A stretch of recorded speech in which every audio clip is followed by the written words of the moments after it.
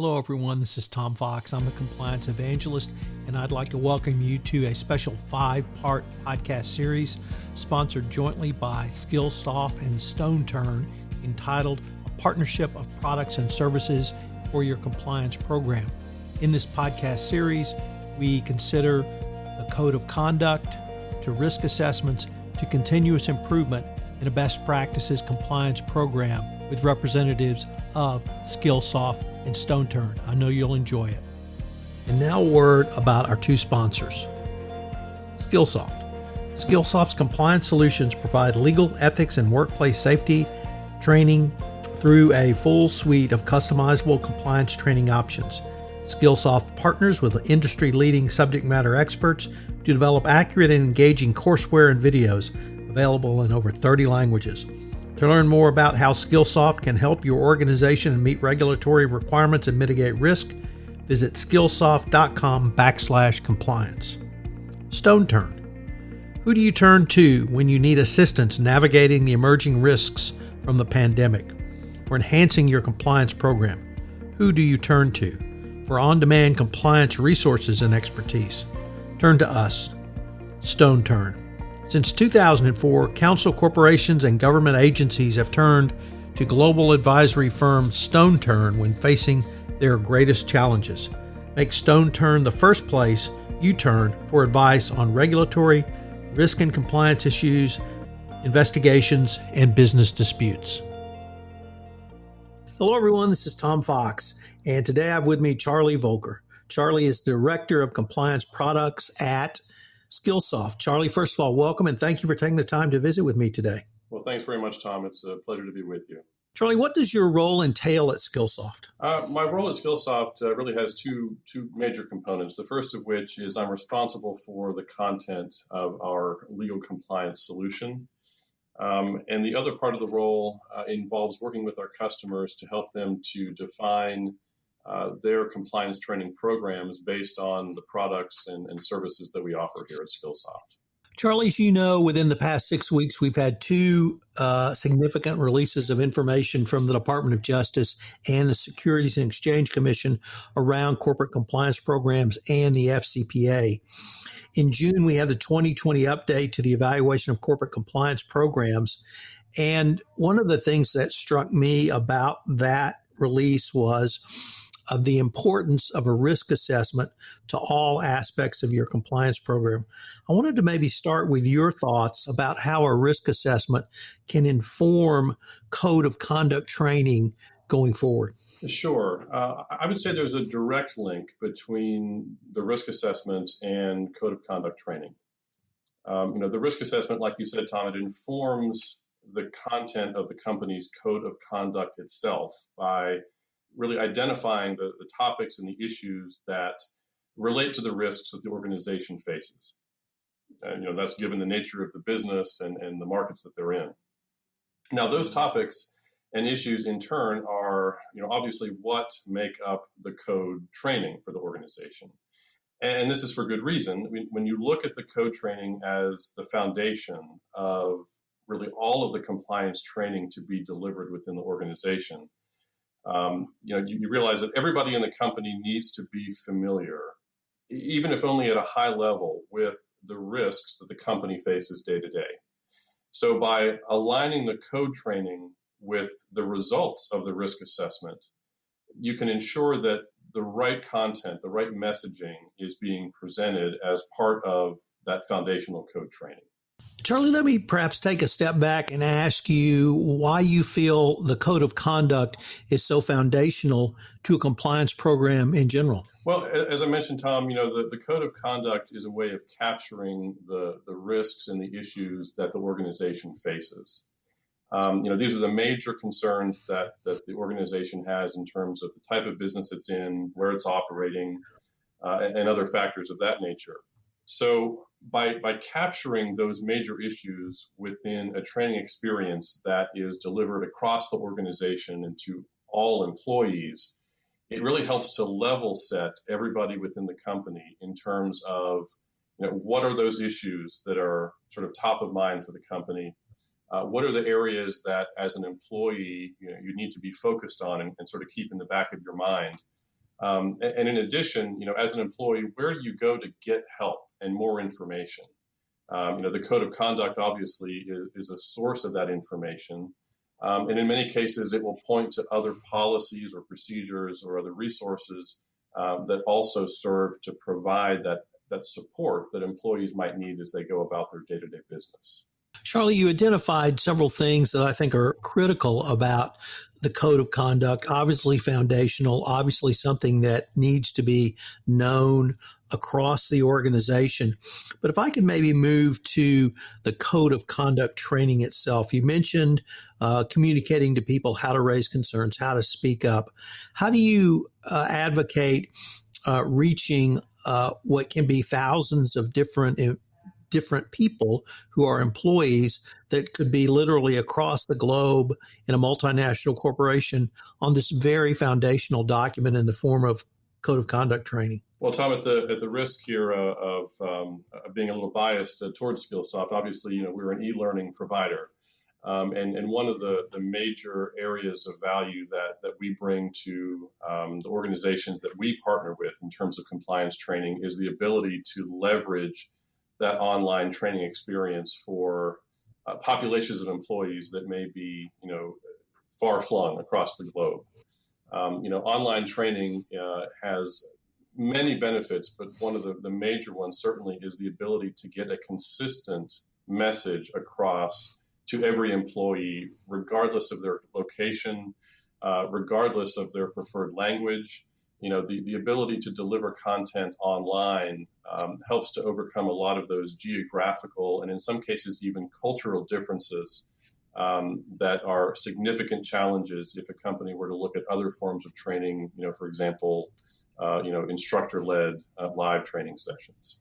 Charlie, would it be a fair statement or fair assessment to suggest that everyone needs code of conduct training, but for more general compliance training, you might be able to segregate it into gatekeepers, those at high risk, and employees who need to be generally aware but may not need the specifics of certain components of the compliance program?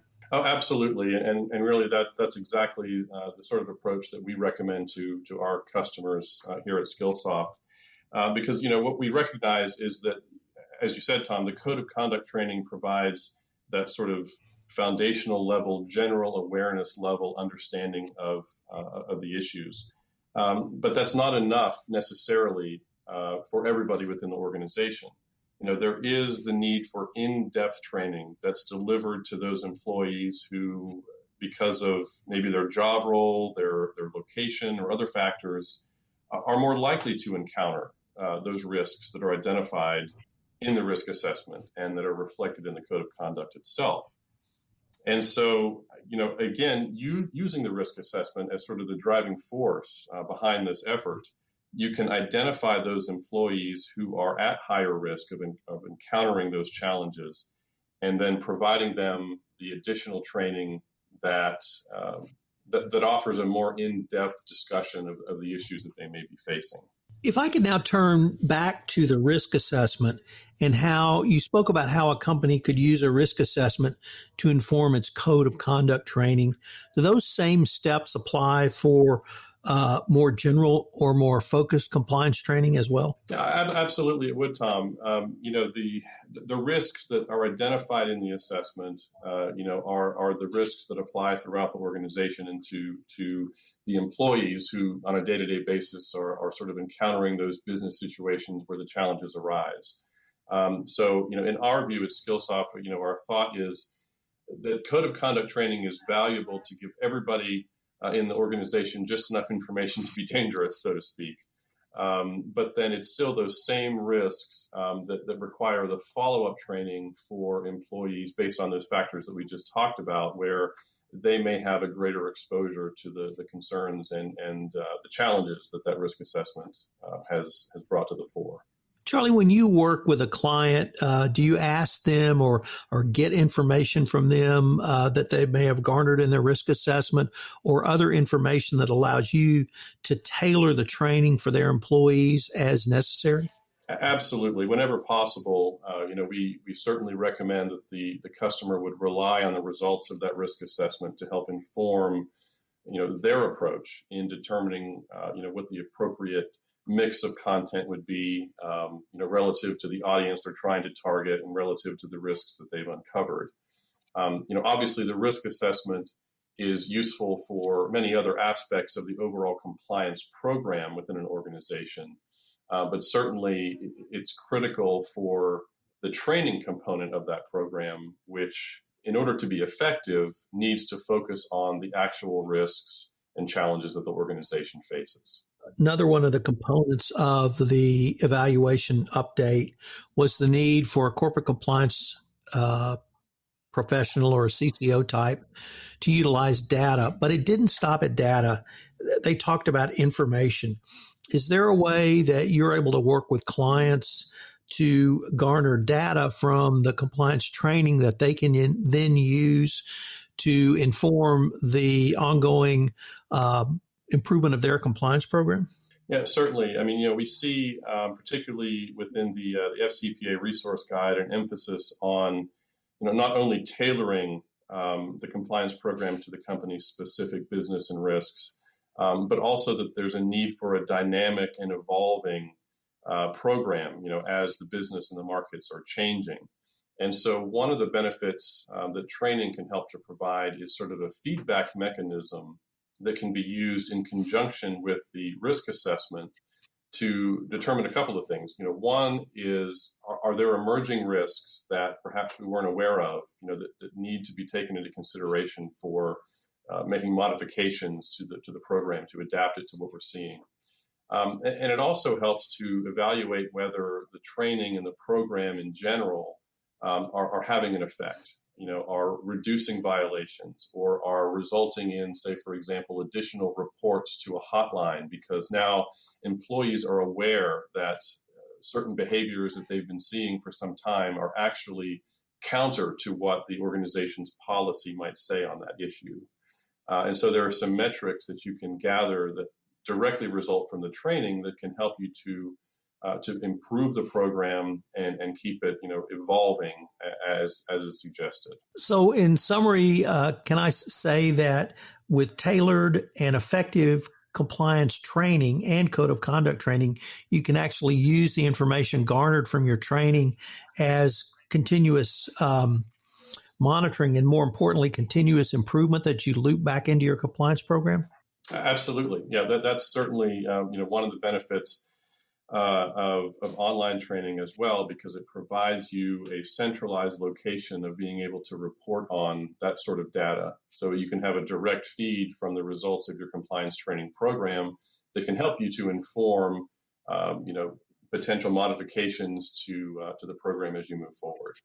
Charlie, unfortunately, we are near the end of our time, but I was wondering if listeners wanted more information on Skillsoft or any of the training topics we've talked about in this podcast, where could they go? Oh, absolutely. They're welcome to visit our website at skillsoft.com.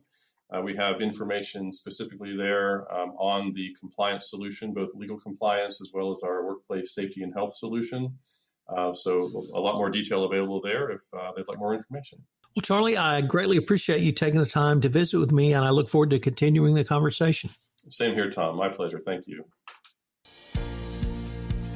This is Tom Fox again. I hope you've enjoyed this episode of our special 5-part podcast series on the products and services for your compliance program, sponsored jointly by Skillsoft and StoneTurn. I have linked to the StoneTurn and Skillsoft website in the show notes, so check out those websites for more information. Additionally, if you enjoyed today's podcast, I want to let you know about an upcoming webinar both Skillsoft and StoneTurn are hosting. The webinar, entitled Evolving Your Compliance Program, will be held on Wednesday, September 23. And we'll explore how companies are leveraging data and information to improve and evolve their compliance programs.